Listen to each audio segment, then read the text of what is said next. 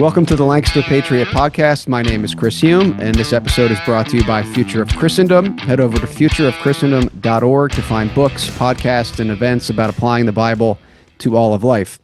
Well, today, on what I think will be the first of a three-part series on Israel, the Jews, and Christians, I'm joined by a special guest, Mr. Ron Dodson. Ron is the CEO and portfolio manager of Dallas North Capital Partners, a private fund management firm. He also frequently writes on geopolitical developments and global risk. He has worked with the Center for the Study of New Testament Manuscripts, and his interests include the Noahic Covenant, Gentile believers in the ancient world, continental theology, and coaching soccer. He also serves as a deacon in the PCA. Ron, thanks for joining the show, and I want to start off by getting your thoughts on the sentiment behind that initial mashup we just saw. That view of Israel as a modern nation state, as an ethnic people group, that they hold a special place is common in modern evangelicalism. Why do you think that is? Well, I think there's a lot of reasons. I mean, we can go to the popularity in evangelicalism of a dispensational rubric or hermeneutic to kind of understand the entirety of Scripture sets up a continuity of Israel as a kind of a parallel track to the church. And you know, the Jews would be God's earthly people and the church God's heavenly people. This seems quite Gnostic to me because it basically makes spiritual and material at odds with one another. But I think and I think we're all pretty familiar, at least I would imagine watchers, listeners of this podcast would be pretty familiar with what dispensationalism is. So there's that. I think there is a cultural guilt from World War II, from the Holocaust, that may or may not be valid. Obviously, the Holocaust, any kind of genocide is awful. We are given, dehumanization is a no-go in Scripture. But at least in that quote unquote greatest generation, look, we were turning away refugee boats before Pearl Harbor. And so I think there has been a bit of a cultural and institutional guilt that drove the post-war consensus to a little bit, which is kind of a myth, but we can get into that too if you'd like to. And then last but not least, we have Jewish people in America tend to be outperformers. They're, say, 2.5% of the population, but they perform well above that when it comes to achievement in business and the arts. And they punch way above their weight culturally, and so there's a sense in which I saw this.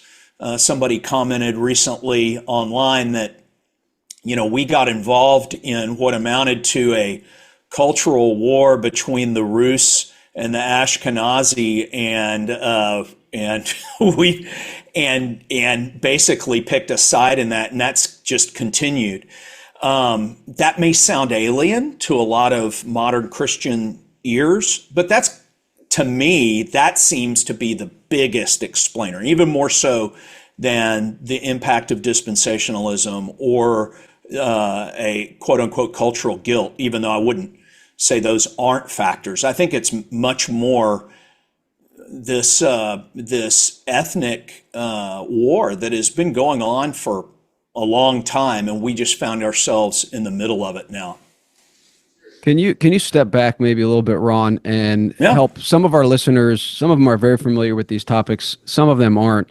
Right. The article that one of the articles that you wrote that I read is Just What is Israel, written back in 2023. And you're trying to address this question because I think a lot of Christians don't know how to think about Israel. Right. And that's one of the things you address in the book. How do we view the modern nation state of Israel? Are those people living within those borders the same people that we read about in Scripture? And that's one of the things you can, if you just Google There's actually a YouTube channel, the Israel Guys. I was going to play a clip from them where they say, hey, all these passages talking about Israel, they still apply to those people over there. And so a lot of Christians hear the rhetoric from whether it's Mike Huckabee or someone else and say, well, yeah, I guess we need to support that ethnic state, that Sure. or geopolitical state. We are going to get into ethnicity here in a moment, but maybe can you give us kind of a basic response to the Christian that's trying to understand how do they think about Israel today? Yeah, well, it tends to center on. I mean, there's a lot of Old Covenant and New Covenant passages that people tend to go on, but it centers kind of on Romans chapter 11, and where Paul says, starting in Romans 9 and then ending in Romans 11, he basically says all Israel will be saved. And the question is, Paul writes that Romans is written after, the Emperor Claudius died. He had kicked all the Jews out of Rome, and he dies, and so that edict dies, and so Nero's the emperor, and all the Jews have come back to Rome, many of whom are believing now in Jesus and are joining the church. And so Paul writes Romans. We think of it as his systematic theology, but really it's how do Jews and Gentiles relate to one another, and really what's their relationship now in this new context of in the kingdom of God under the lordship of Jesus. And Paul is very sensitive to the fact that there's a lot of Jews who are believing in Jesus and thinking, well, what's going to happen to my cousin, my brother, my father, maybe my kids who think I'm nuts? What's going to happen to them? And Paul says, look, first of all, he starts in Romans 9, grounding it all in the sovereignty of God. That if God saves one man, that's gracious. It does not, therefore does not depend on man who wills or man who runs, but on God who shows mercy. So all of salvation is merciful, and it is a sovereign act. And he goes through the examples in the patriarchs and so on and so forth. And it's beautiful. And if you haven't gone through Romans 9 and really paid attention and read it in detail, it will bless you. And I encourage the listeners to do that and go with Paul's logic. So he grounds it in sovereignty, and then he says, look, all Israel will be saved, but that's in the context of the church. And he's saying that the way I read it, and how I explain it in the article you mentioned, is that is future for Paul, but past for us.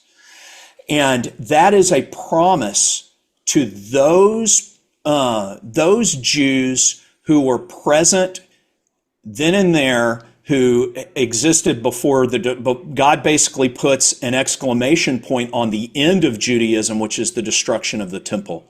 Paul alludes to this when he says there's now neither Jew nor Greek, male or female. And now that's used to, even excuse female pastors and so forth. And really that's talking about we all have equal sanctuary access.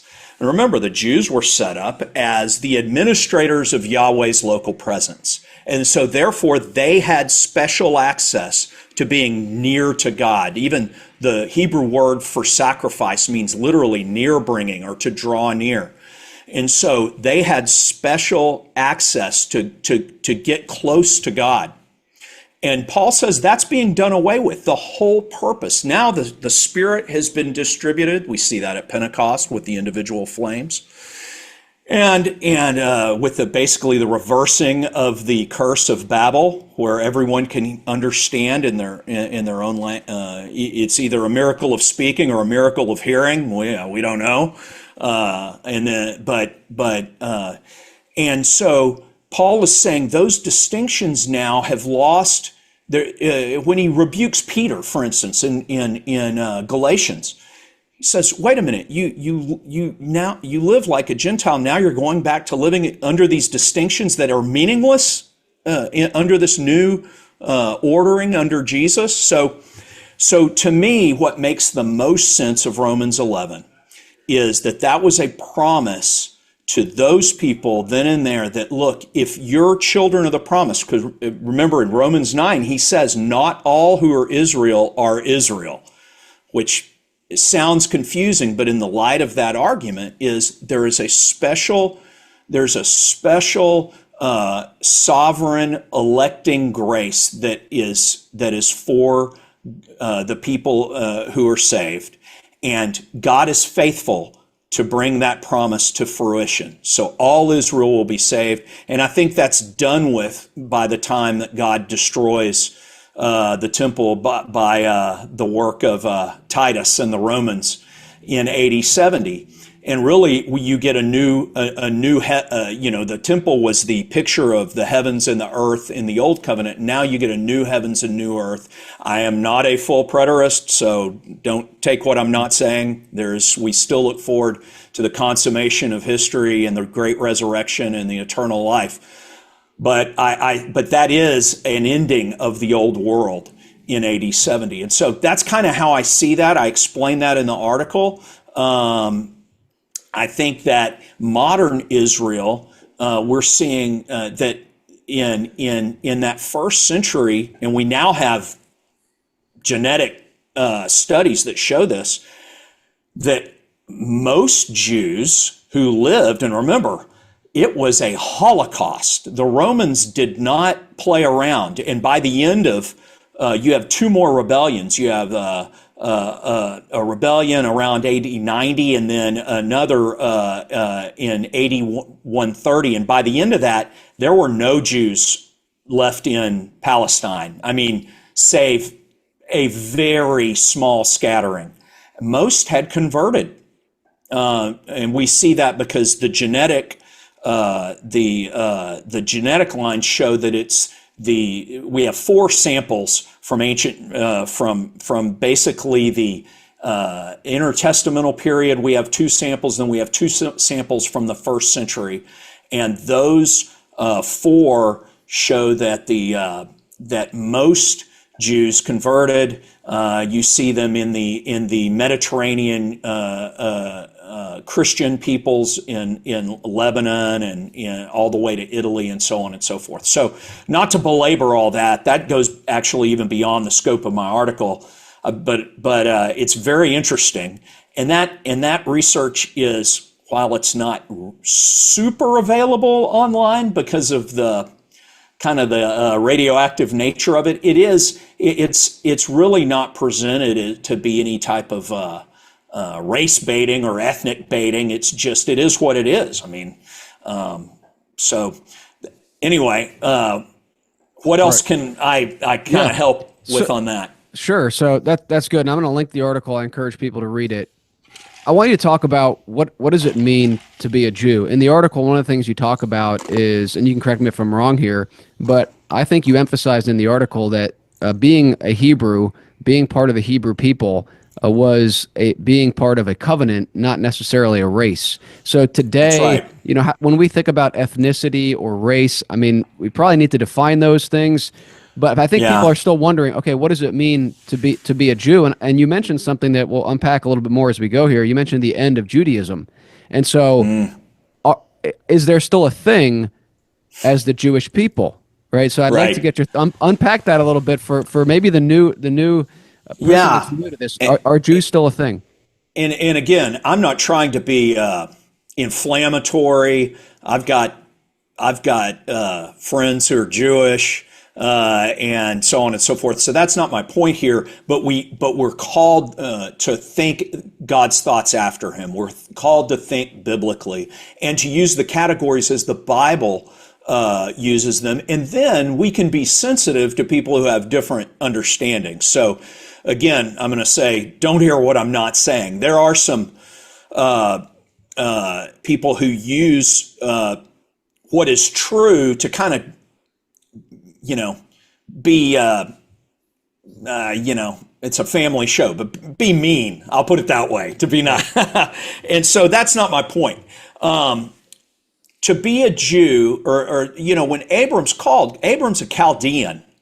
There's no special genetics other than God calls this man sovereignly to himself. Again, to be the father of a nation, and the purpose of which is to be the administrators of this local presence of Yahweh, to receive his special revelation to basically have a fence within which the Messiah would come from. Now, when he first gets called, he doesn't go to Palestine or to what is the modern day Israel at first. He goes up north, and it's not until he's about 70 years old that he makes the move down into what what would later become known as the Promised Land. And he's blessed. He fights some battles because Lot's been kidnapped. I mean, he goes down to Egypt for a while. There's a little bit of an adventure there. It's great. Again, if you haven't read it in a while, it's a great story. And then there's some battles he goes that they fight all the way up to Dan, and then even up towards Damascus, and he defeats the kind of the pagan kings of the area. And a weird thing happens. This priest of the God Most High, who has no relation to Abram, so this Gentile, and there's really no Jews at this point yet. So, but as we would now understand, this Gentile priest, Abram gives a tenth of the spoils, a tithe, and he receives bread and wine and a blessing. Now, if that doesn't make the hair on the back of your neck stand up a little bit, and this guy's name is Melchizedek, or literally Malki-Zadok, okay, king righteous. We see Zadok play later a huge role in the faithful and the unfaithfulness of the priesthood later. That's a huge player when Jesus in his ministry and the corruption of the temple. But Melchizedek. And so then Abram's called to be circumcised, but it's not just Abram. He has a company of 318 men, and then of course their families, some of whom might have been related to them, but the vast majority were not, and they're circumcised too. So the Israelites, the Hebrews at this point is what they're called, are a covenantal people. They are called to be by allegiance, which is really what later we have this word faith, which is the Greek word pistis, but it's really this covenantal allegiance that they have to both God and to Abram. And through that, they become a new people. Now, it's interesting. So an ethnicity, as the Bible understands it, or an ethne, is a nation with its own set of, basically its own cultus. And cultus is a fancy word which means way of worship and basically your own system of approaching ultimate truth religiously. So they are an ethne, or this ethnicity, but they also, genos, which is the Greek word we later see that's used for race, generally implies an obvious physical difference. Well, this is the role of circumcision. So this people, the Jews, become a covenantal ethnicity, but also a race in a sense by God's work, by the cutting of the flesh. And in those days, that a lot of people were running, the Greeks did most everything naked unless they were warring, and then they suited up. The peoples, you saw these things, not to be graphic, but if someone was circumcised, that was an obvious physical difference. So you see this race and this ethnicity, what we would call kind of an ethnogenesis, happen at circumcision. But it was never a single genetic line. Now, the sons and princes of the land were the genetic line of Abram formed the scaffolding around which this covenantal people would grow up and fill out. But it was always a mixed multitude. Now, what was the purpose of that scaffolding? Well, as Shakespeare often wrote upon, you always need succession and legitimacy, and that's why you had that genetic or lineage that formed that scaffolding around which the nation would grow. Does that make sense? Yeah. Can you, in your article, you talk about, and I think this is a good continuation of what you're talking about there. So the Hebrew people, in a sense, become the Israelites, and then in a sense, become the Jews. At least those terms are kind of, you see that progression throughout the Old Testament, right? A That's Hebrew, right. Israelite, Jew, and then you come to the New Covenant era, and you have Christians. So, and one of the most interesting parts in your article is when you talk about, you actually mentioned the wall in Herod's temple was an unbiblical wall, and it's Was. yep, and it separated the previously mentioned God-fearers from the Jews. So you talk about that a lot in the article, that Melchizedek being an example, right, of a God-fearer who was ostensibly before Abraham. He was doing this Yes. thing.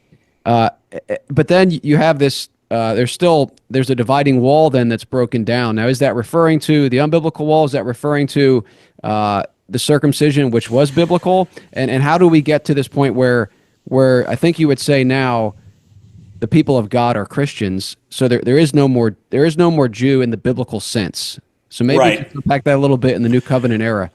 Well, there's several things there. First of all, that wall that is broken down, and that's spoken of by Paul in Ephesians. That's, I think, it's a type that can have multiple applications, but the reference, I believe, is to the wall in Herod's temple that was constructed that kept the court of the Gentiles separated from the inner court, and again of drawing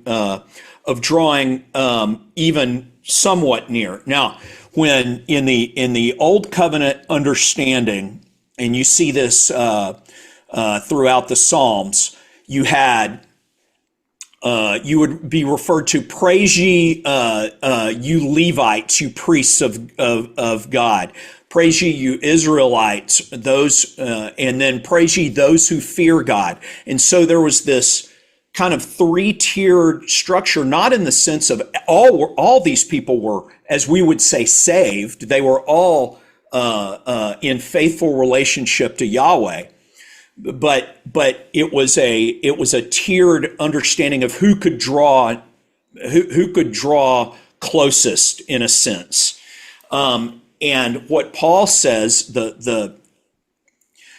because of a lot of reasons that are beyond the scope of this talk, you had this understanding grow up in the intertestamental period, that where through the oral law tradition, because of the Pharisees, and the Pharisees were trying to do right, but adding to the Word of God is never a good idea, that they would add these distinctions, that not only the God-fearers couldn't come inside to place the sacrifice on the altar, but they couldn't even get near to the court to get into that point.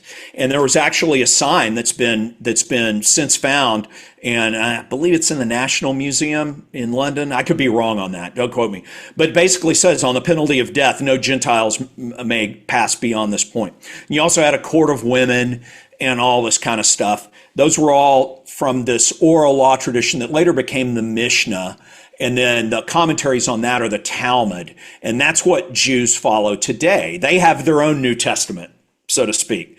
And Jesus came along and said, you have heard it said, XYZ, but I say, and that's a specific judgment on this oral law tradition that wasn't in Torah. It wasn't in the Old Testament. It wasn't in the prophets. You have Torah and Tanakh form the Old Covenant, the Old Testament. And the Sadducees rejected Tanakh, or the prophets. That's how they got away from the Israel stuff that said they didn't have rights to be the high priest. Again, another topic for another day, but very interesting. And the Pharisees were the conservatives. They said, no, you got to take both the Torah and the Tanakh, both the law and the prophets and the history section. And so you had this great tension, and Jesus comes along, and the reason he's talking to the Pharisees is in the basic issues, he agreed with them that the temple was corrupted. And you see this, he doesn't participate in the Festival of Lights, what we would now call, or what the Jews now call, Hanukkah, and so on and so forth. there's a lot of cool subtext going on that explains kind of the why behind the what of the New Testament that we miss just because as Gentiles, we don't understand this stuff very much. But then there was another, you mentioned another thing in your question that now escapes me. Repeat what you had, because I had something else on there that I'm sure was fascinating. Well, I'm trying to remember here. We were talking about the transition from Judaism to Christianity. Yeah. So today, I have modern Israel. What are they? Well, they're a people who have chosen to identify with the covenant as expressed in the Old Covenant and as played out in the Mishnah and Talmud in what's now called rabbinical Judaism, and it's different flavors, and you have a lot of different flavors, not quite as diverse as Christian denominations, but there is a lot of diversity.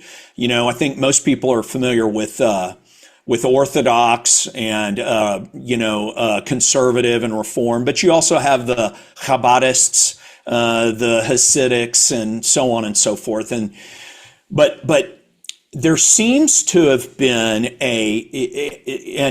and racially you have three main groups today of Jews. We would most be familiar with what are called Ashkenazis, or Eastern European Jews, and those are most of the Jews who've immigrated to the United States are Ashkenazi, and then you have the Sephardic Jews, which are I'm not trying to be any way, but more Middle Eastern in an appearance, very more traditionally Semitic.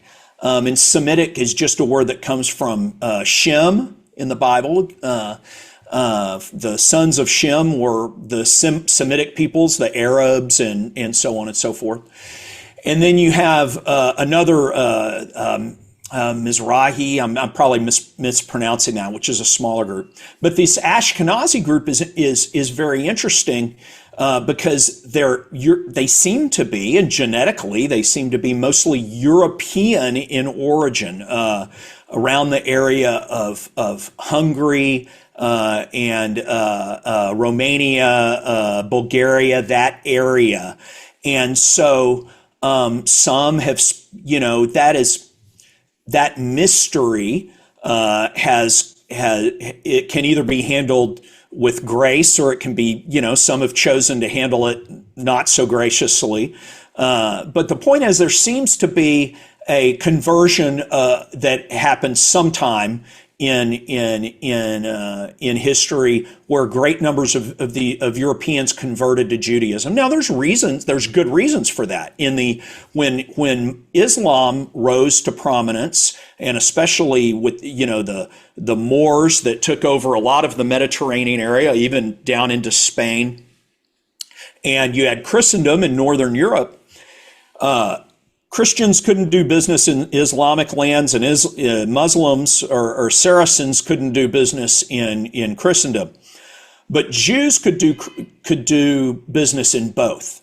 And so there was great incentive for those who were good at languages and those who were good as a merchant class to convert to Judaism. It made for good business. Now, again, I don't have eyes into ancient Europe to know exactly who converted and all this kind of stuff, but you can understand that there was incentive there. And so that's interesting.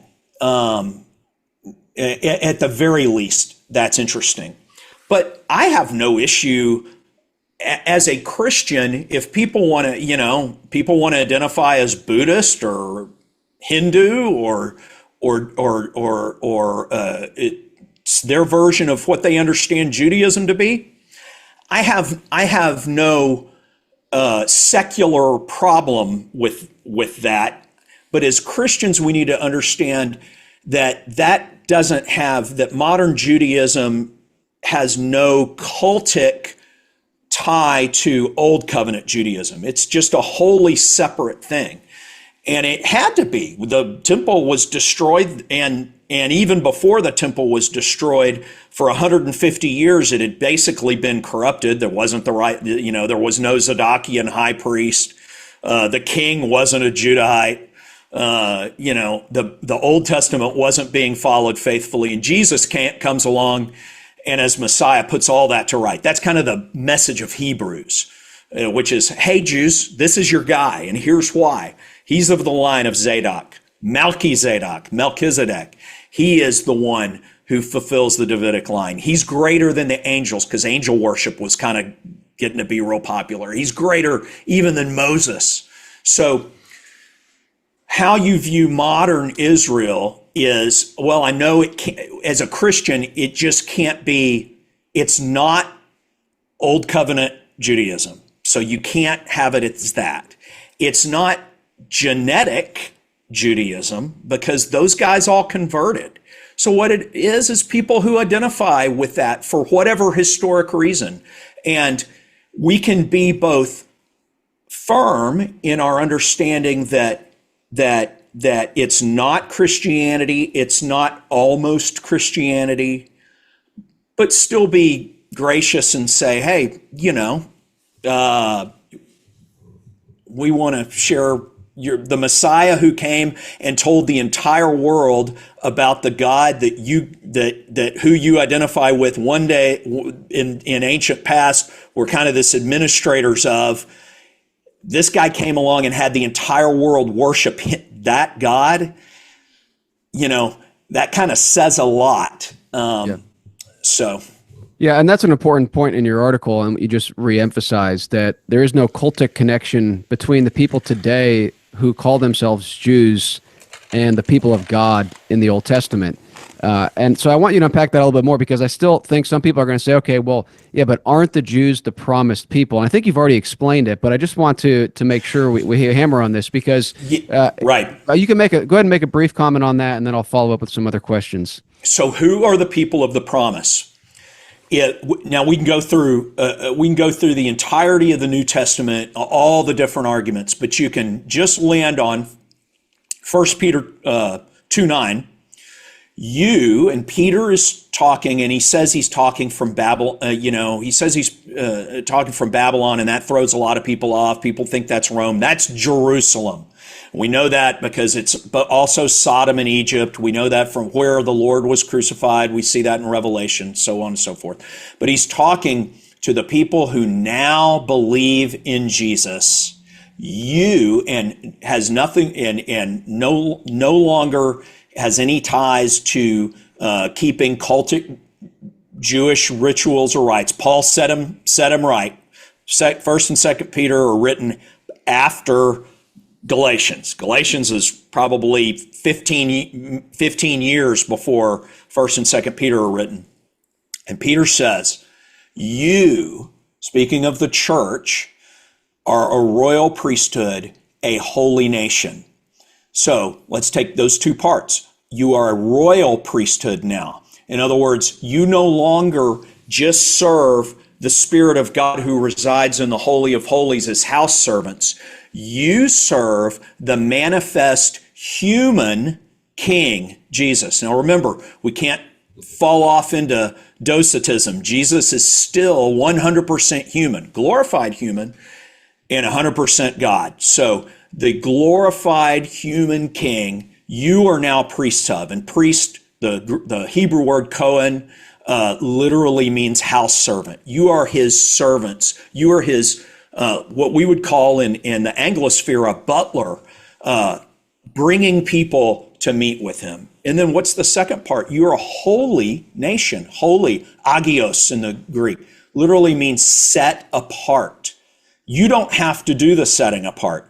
God has set you apart as a people, a covenantal people, a nation. That means you have your own ethne, your own, you have your own ways of, all the ways that a nation would be gathered together.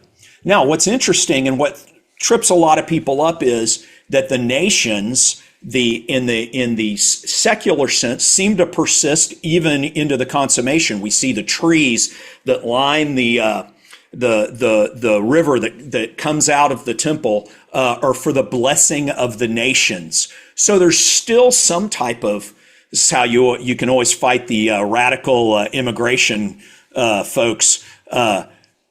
Nations still have purposes with God. That doesn't end, even though as they all coalesce in worshiping Jesus, they grow closer and closer together under this super nation of Christian. So anyway, but Judaism is done with. Paul is the prophet of the end of Old Covenant Judaism. And here's the way to even think about it, and I'll put a period on it because I know this explanation's gone on way too long. But think about it this way. When the tabernacle came, when there had the tent of meeting, and then that became the tabernacle, there was now a new law, and it was punishable by death, that high place worship was now done away with. You could no longer take your family and a bunch of uncut stones and form your own altar and have your own sacrifice and do family worship time. That was done away with, and if you were caught doing it, you were put to death. But the understanding, the reason you had to have that prohibition is because that's always the temptation. The old ways. Man, if I could, we have it in the Reformed world sometimes where you see folks who know more about the confession than they do about their Bible. Well, if we could just go back to the purity of the time of the confession or the time of the Reformation, then it would be all greater. You see it sometimes in EO circles, and I have a lot of respect for my Orthodox brothers because the fathers are awesome. But sometimes it's like, boy, if we could just go back to the early days of the church. No, history moves forward. And I'm not a progressive. That's not what I'm saying.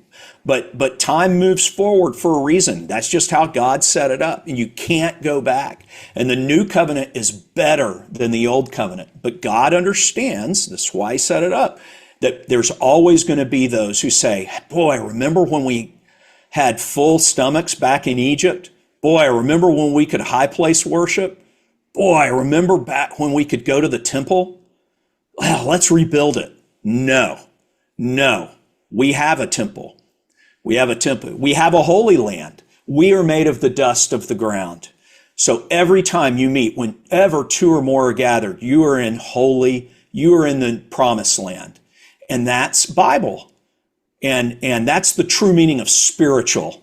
Sometimes I think Christians in evangelicalism, spiritual just means not real, like it's some kind of Neoplatonic, ethereal otherworldness. And no, when Jesus says, my kingdom is not of this world, he means it's not from this world, but it is absolutely to this world.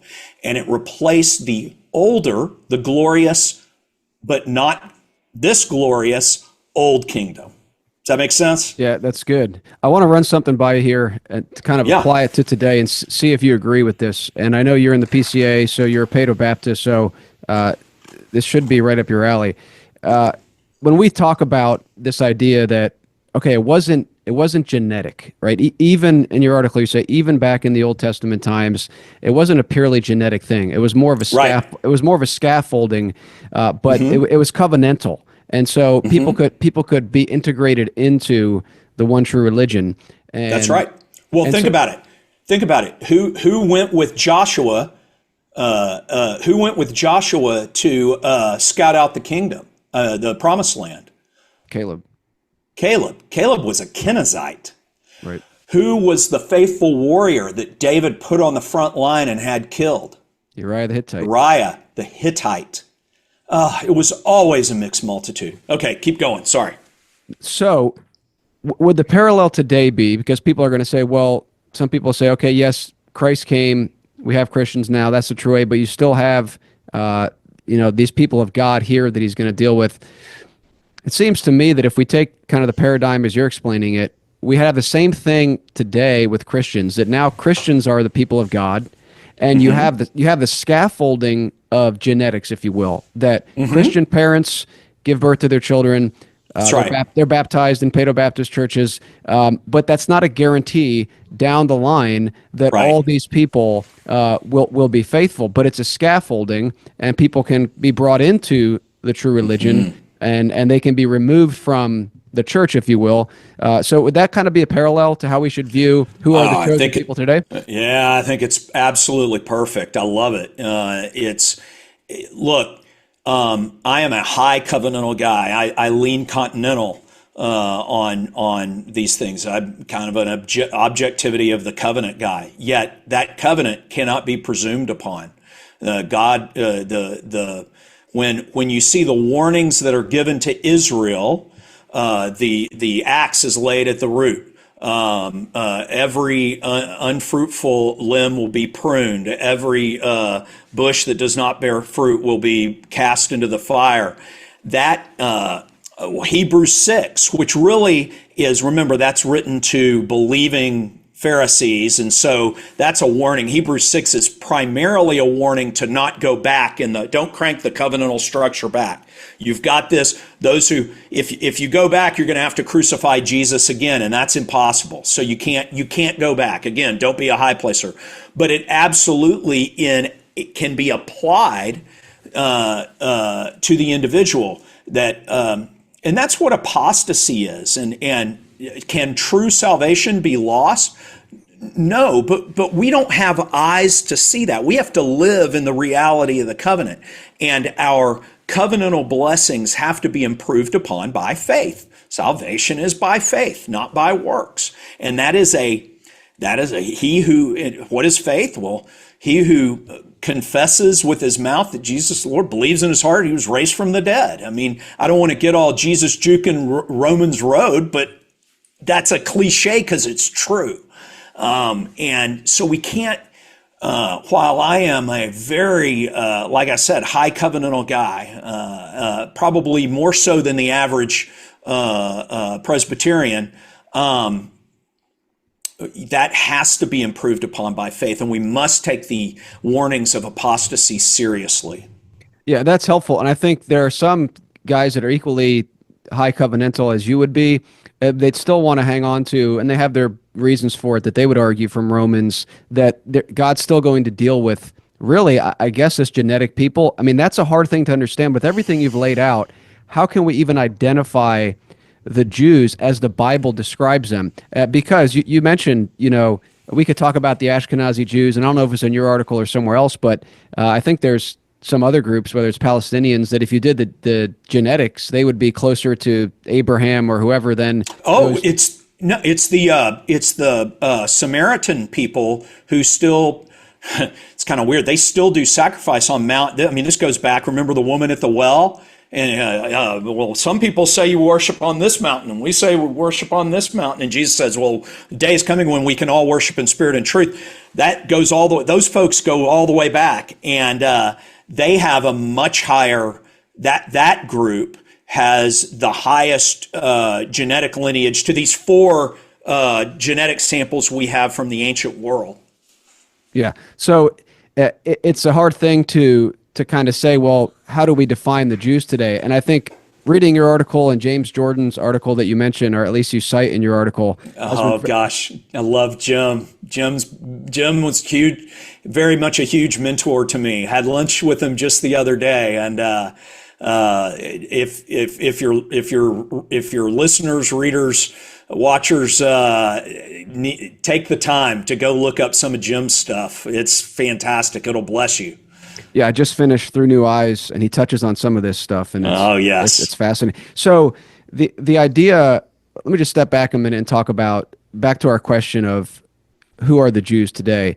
And if we look at some other groups, like the Muslims, for example, the Muslims would at least claim to hold to the Old Testament scriptures. And now, of course, they have, I don't know if it was you who put it like this, or they have their quote-unquote New Testament being the Quran. And so they interpret the Old Testament based on the Quran. And you can look at the Mormons do the same thing with the Book of Mormon and all these things. They say, well, we're connected. I mean, they even make some crazy genetic claims, I think, the Mormons, and how they're connected back. So you have these people making these claims, but And then modern Talmudic Judaism makes the claim as well that it holds to the Old Testament. But when you read First John, it talks about the Antichrist being the one who denies that Christ came in the flesh. So That's right. That would apply to yeah. Muslims, Talmudic Judaism. Anybody who denies that would be at least of the spirit of the Antichrist. So That's right. And Antichrist, just to demystify that, because everybody, oh, what's the Antichrist? It's real easy. Anyone who denies that Jesus came in the flesh. Again, that human bit is so important. Don't be a Docetist. Don't deny Jesus' humanity, him coming in the flesh, the incarnation. And this is where the Orthodox are fantastic, really are fantastic, because they ground everything in the incarnation, is of supreme importance. But if it's, let me put it this way, if it's genetic, why did Jesus make such a big deal to say prohibit endless genealogies? What do you think he was talking about when he says specifically? I believe that's in the Olivet Discourse. I could be wrong. Golly, I should. My brain is. I'm old. I'm 57. I know Paul mentions it. Paul mentions those who get caught up in these endless genealogies. Yeah, and so yeah, they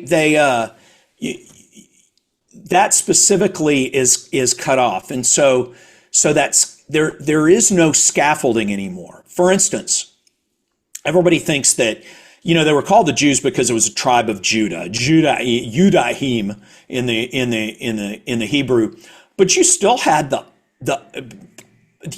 other tribes. They kept track of all this. Again, Paul was a Benjamite. You had Anna, the prophetess, who was of the tribe of Asher, right? You had obviously the Judahites. You had the Levites. These were all still. Where are these tribes now? Where are the princes of these tribes? It's done away with. I mean, mostly because it's sad. I'm not lauding the Romans, but they worked under the sovereignty. I mean, God is sovereign over all things. It killed everybody. I mean, it was a. I mean, not everyone. A lot ran off. I mean, you had some reconvene in Babylon, and then it's interesting. The Babylonian Talmud linguistically has more in common with Farsi than it does with Hebrew. And just an interesting linguistic deal. But anyway, all that being said, is the genetic argument just seems specious to me. Now, if they want to say, hey, look, this is what we believe and this is our covenantal calling, okay, people have free agency. And but it would be all kinds of things. It would be, but they'd just be like Mormons, or we should treat Jews graciously, but we treat them like Buddhists or Hindus or right. And that's what I wouldn't say Zoroastrians, because I think they actually seem to be the Gentile believers back then. Maybe those were the descendants of the guys who converted in Nineveh. But I think there's something to be said for that. But these other groups, we understand that relationship. These are generally pagan groups who may even have an interesting insight now and then, although I'm friendly with some Van Til stuff, and I think we have to be careful. But we know how to deal with that. If we know if a Muslim says 2 + 2 = 4, we can agree with that. But if he says something about Jesus, we got to go. Again, if a Jew says 2 + 2 = 4, great. If he comes up with the generalized general theory of general relativity, awesome.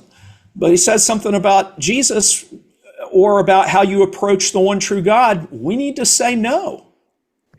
Right, and I think even that statement is hard for a lot of people, given the mentality in modern evangelicalism, being that the Jews are God's chosen people, and we are responsible as Christians, as Americans, to stand with Israel.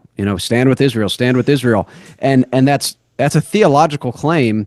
And when you have that ingrained in your mind, it leads you to, I think, lower your guard, perhaps. And there are people that have a lot more in-depth theories than I do Right. on all the current happenings in the geopolitical sphere. But theologically and foundationally, if we can start there with what you're saying, and even just someone who's studying the Bible and trying to understand these things, start with this idea that, okay, the Jew-Gentile distinction is no more. And Jordan, I think, mentions it in his article. And just think about if truly we had embraced, Western civilization had embraced, or the whole world had embraced what Paul said, one of the points Jordan makes is you wouldn't have had perhaps this persecution against the Jews, because why would they be holding on to this title that is no, it's like someone, who a descendant of Jacob saying, well, no, I still want to, like you were saying, they're in Jerusalem, they have King David, and he's like, no, I still want to worship in the high places because that's what my Right. ancestors did. And so by retaining this term Jew, which is so theologically and biblically packed, and by evangelicals, modern evangelicals encouraging that, I think his argument was we've actually aided in, not intentionally perhaps, but aided in the persecution by encouraging people to see this group as a special group with God's special blessing. Well, and so you end up, I mean, you end up absolutely with this persecution, because what ends up happening, think about the Middle Ages when in Christendom, you had very strict usury laws where you couldn't charge. But the idea is, I mean, it just kills me, the hypocrisy of it. But believe me, Jews don't believe that you're any kind of a special people, Christian, because the reason that they rose to prominency in banking and lent to the nation, during the times of the European wars in Christendom, was because they had no compunction against charging interest or high rates of interest. And again, some of these arguments have been used by very unsavory people. So I almost hesitate to bring them up, because you end up getting lumped in with people who, have genocidal thoughts and all this kind of stuff. And that's not what I'm saying. Look, dehumanization is always wrong. It's, there are two things God tends to judge very harshly, and that's man stealing and dehumanizing. And just look at all the groups that have participated in that. Some who I might even have some sympathies with, being from the South. I'm in Dallas, Texas, and yet God has pretty well judged those groups pretty harshly. So so that's not my point, but you had in medieval Europe, you had one group that could lend because they saw Christians as other. In other words, their understanding of the Old Testament through the Talmud was that you can lend to, because in these usury laws come from the Old Testament, so you'd think Jews wouldn't protect, but they get away from it because they can lend to Gentiles because they have no covenantal relationship to them. So, and that ended up creating a lot of acrimony. For folks who don't have a historical understanding of this and how it plays in modern history, and it's very applicable right now, really understand the relationship of the Ashkenazis ended up settling mostly in Eastern Europe, in the old Russian Empire, and the czars, because there were always fights and so on that would go on, said, okay, you can only live in this one little section, and that was called the Pale of Settlement. So if you've heard the expression, it's beyond the pale, that's where that comes from. And that's basically the Baltic states all the way down through Ukraine, just that strip of land. That was the Pale of Settlement. And that's where the czars allowed the Jews to live. They didn't really live much in Christendom, but they were allowed to do their thing in what amounts to Lithuania, Estonia, Poland, Romania, parts of Hungary, and Ukraine. And that pale created a lot of ethnic hatred between the Rus, the main race in Russia. That's why it's called Russia, the Rus people, and the Jews. And so, and you see that still playing out today. The neocons who are, running the Ukrainian flagpole up the hill that, we got to spend another however many hundred billions of dollars to save Ukraine. That all goes back to this ethnic hatred. I don't understand why we're in the midst of it. And again, and it's kind of like the thing with Israel itself. Look, I don't have a problem with having friends, and I want to be friends with everybody, like George Washington said in his farewell address. Be generally at peace with everyone. I don't understand why it runs our foreign policy. I mean, the people of America, American citizens, that's who our policy should benefit. So it doesn't make a lot of sense to me. I don't think it has any covenantal or any racial or any other kind of basis. We should be against genocide when we can help. I mean, right now, the Rwandans, I think the Houthis, their whole deal is lighting back up again, but you don't see us over there fighting in a civil war in Africa. So, are those people any less important? Do we really believe in the image of God? I mean, again, and I'm not calling for that, but it just all seems very hypocritical to me. Yeah, it's off balance that based on that dispensational and perhaps other things, this view that modern Jews hold a biblical significance. And I think to summarize that, and then we'll wrap up with a few other thoughts from you here. But if I could try to summarize it, and then you can just put some finishing touches on this summary for our listeners. The modern Jews today, as we use that term, or as they use it of themselves, is really a group of people. If you want to call them an ethnic group, it's in the sense of a culture, of a religion. And I would argue that religion is kind of actually the most important part of ethnicity, and family lineage is language. First, and religion. Those two things go together because Jesus is the Word of God. So we would expect language and religion to go together. Go ahead. Sorry. No, that's good. So, I mean, for example, take the Mormons, right? Which I think, and I was just thinking, the Mormons, the Black Hebrew Israelites, even some of these other groups, a lot of them make claims that they can trace their lineage back to a certain point. And it's interesting that that's the same claim that perhaps the modern Christians are making for the Jews to defend the fact that we should stand with them, is because, well, they trace their genetic heritage back to Abraham. And these other groups make the same claim. And the claim of Christians is not that. Our claim is we have a connection to Christ through faith. But so that's right. And baptism. Yeah. So the modern Jewish people are a religious group of people. And of course, there you could probably trace, just like if you 500 years from now, if the religion of Mormonism, unfortunately, is still going, you could probably trace a lot of their adherents back to the Mormons of today.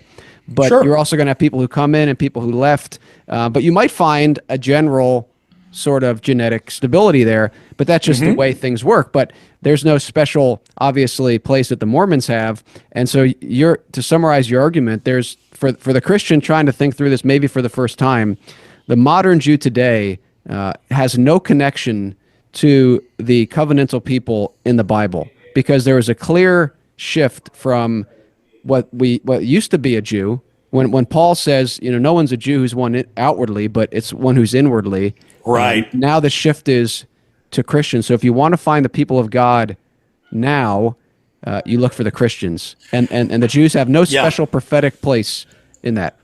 And Christian, remember, that term is used 3 times in the Bible, and it's always objective. It's always someone speaking from outside the group describing. So is Chris a Christian? Well, is he baptized, and does he darken the door of a church occasionally? Then that's an objective thing. And I think that's what trips us up, because, those are people who, they go to synagogue and they're circumcised and they call themselves, well, that's an objective thing. So we're just going to run with that. And because of the language deal, we say, well, they use this word that we read in the Old Testament, and it just trips, it causes a short circuit in our understanding of how these things work. And it's understandable. And again, I think we should be gracious in the same way we would be gracious anytime we would encounter a Hindu or a Buddhist or a Mormon. But it's funny, you mentioned the Mormon thing. Mormons are generally sweet people. Outwardly, they do some things a lot better. I mean, look, modern Judaism, where's the fruit? If it's this tie to Yahweh, where's the fruit? Instead, it's got ties to the pornographic movement, popularity of pornography in the United States, the secularization of the culture, these are largely, not exclusively, but largely Jewish-run movements. The entertainment industry, and again, I'm not trying to sound like some nut job here. It's just objectively true. Now, part of that is because they're very high-achieving. Ashkenazis are high-achieving people, high horsepower, very gifted. I want them on our team. Believe in Jesus. Let's get some of that horsepower over here. But I don't want them to believe in Jesus because of some weird genetic line. I want them to believe in Jesus because I want everybody to believe in Jesus, because that brings glory to the King, and that's more friends for me. So. Right. Also, I was thinking about this. I know perhaps a lot of the modern evangelicals won't think very covenantally, if you will, but right. If we take your understanding of it, which I think I'm tracking with, the modern Jew does not really stand in a position of receiving harsher condemnation. That judgment came today. That judgment came 80, right, 70. Right. Today it would be the apostate Christian, in a sense, would have the stricter judgment because he 100%. was in the church. So when modern evangelicals try to prop up the Jews as the chosen people, they probably don't think this way, but they're kind of putting them in a place of harsher judgment again by saying you're the covenant people of God and you still reject Christ. As opposed to what you're saying is, no, you're just like everyone else out there. If they're still that covenant people of God, then the blood be on us and our descendants is that curse is still going on. And I don't believe that. I think that was ended in 80, 70.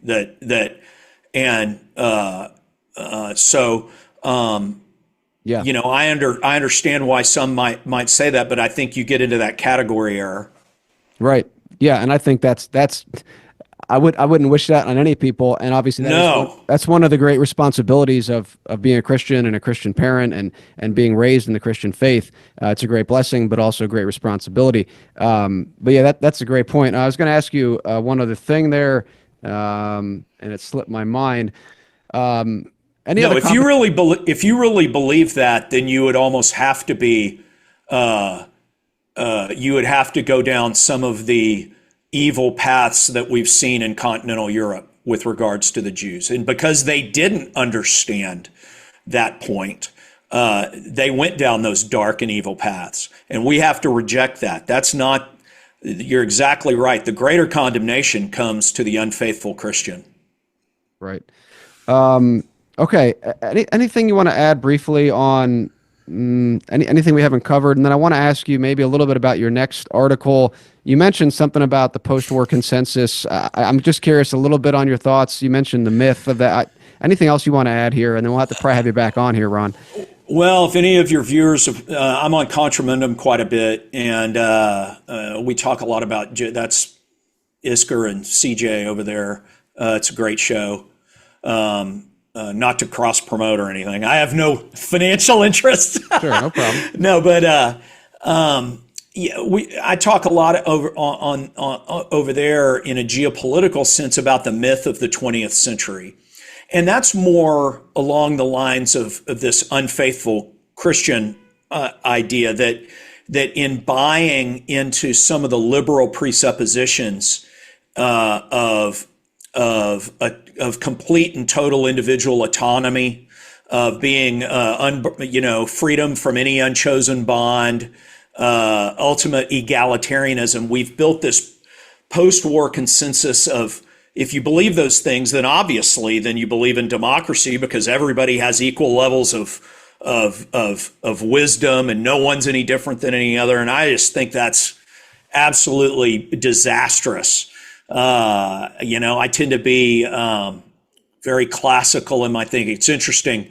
I don't think everybody needs to do this, but if you read the Republic in Greek, you realize that Plato, through Socrates, is struggling with. Talking to Jim about this the other day. Speaking of Jim Jordan, you realize quickly that Plato is concerned what he calls justice. That's how it's translated in English. Yet he's using the word dikaiosune, which Paul uses for righteousness throughout the New Testament. And how do you live in covenant faithfulness to your city and your king? And who is legitimate? How do you have legitimacy and succession in rule? And I think that those things have been completely short-circuited by this myth of the 20th century of ultimate egalitarian democracy.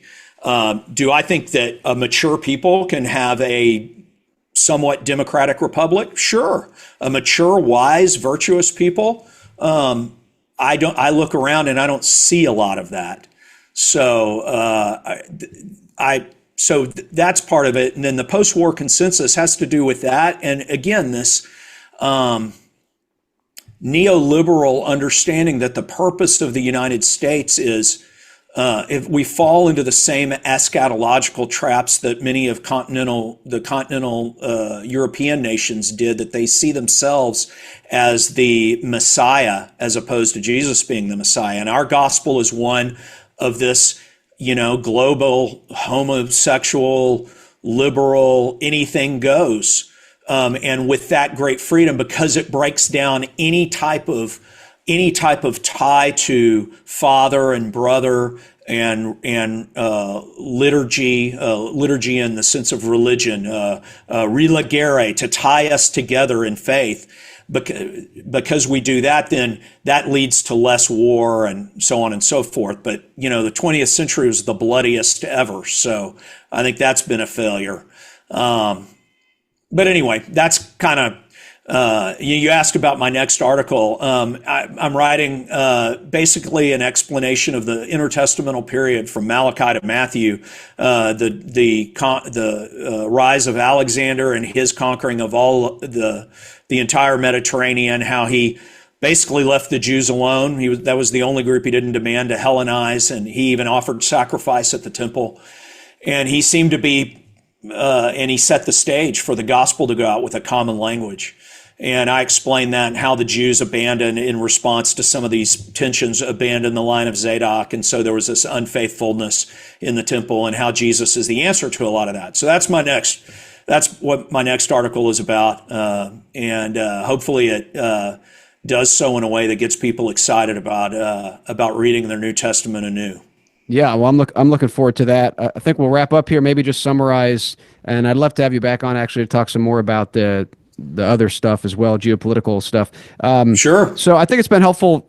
I believe this is going to be helpful for our listeners, and especially given our context. I appreciate your balanced approach. Look, we don't want to go off the edge over here, but let's be honest and biblical about how we categorize a people that is claiming this name Jew. That's right. And we can't even, in some circles, you can't even ask these questions. You can't even say, hey, look at this group over here with this religious belief, and look at the things they're involved in. We can do that with the Muslims and the Mormons, but when you do it with the Jews, you're accused of touching God's anointed. And when you understand theologically, that's not the correct way to do it. When the veil is taken away and you understand what Paul is talking about in Romans and the rest of Scripture, it makes a lot of sense. Well, I'll say this, Chris. Why was Paul so intent on circumcision ending? And we tend to think, oh, because it's a work and we don't want to work towards, the Bible says work out your salvation with fear and trembling. I mean, I'm not a Roman Catholic. I don't believe in infused righteousness. I'm not going down that road. But he demanded that it end because it was the way that race was defined, and that race was done. I don't mean race and running for the finish line. I mean, there was no longer a people that by physical attributes was marked out as the people of God. That's why circumcision was, even goes so far to saying you miss it in the English because we're too nice. But he basically says, I wish the Judaizers had gone the whole way or cut their penis off so they couldn't reproduce. That's how harsh he was about this topic. So it was over. But that gives us zero license to be asses about this topic. We still are called. Jesus was incredibly gracious with anyone who came in within his personal orbit. Gave them all. You have the idea that Nicodemus he talked to all night. We kind of have this redacted talk where he lays all this out. You are the teacher of Israel and don't know these things? And he flips back and forth between singular and plural, and we miss that in the English, but it's clear in the Greek, and it's so cool. I could come on and talk about that. That's a really cool deal. But anyway, the point being is it's over. But we still, where Jesus was harsh was with the public enemy, not with the private. That's why he says, love your enemies. He's talking about the private enemy. The private person. He doesn't say love the public enemy. I mean, he didn't. I mean, he didn't in the sense of, look, his public enemies, he said about rhetorical destruction. But anybody who came to him, he was so gracious with, even the completely immoral or the ones he was complete enmity with, he was so gracious with. So anyway, I would just leave with that because you hear these things and you want to, why hasn't anybody told me these things? Why hasn't the church been clear? And you black pill or you go on 4chan and you get filled with a bunch of filth and and we can't go down that road. We are to be loving people of God, but we're loving because we have the truth and we're firm with the truth. And so that's the balance. And I think that's not that hard. Yeah, that's very helpful, and I've appreciated your work and what I've been able to listen to and read because it gives a very biblical, a fair approach. I think I want to conclude here reading just your last paragraph here and ask you a question. You say this: so to return to our original question, just what is modern Israel and what are Israelis? What they are not is cultically related to the priestly administration of the Old Covenant temple worship. They are not a called priestly people. So we've kind of covered that. And then your last sentence is what the modern state of Israel is currently must wait for another essay. Now, did you write that essay? No, not yet. Can you give us a 1 minute summary? I have a lot of research on that, and it's partially written. That gets into the genetic stuff and basically what happened, the people movements within on the Silk Road.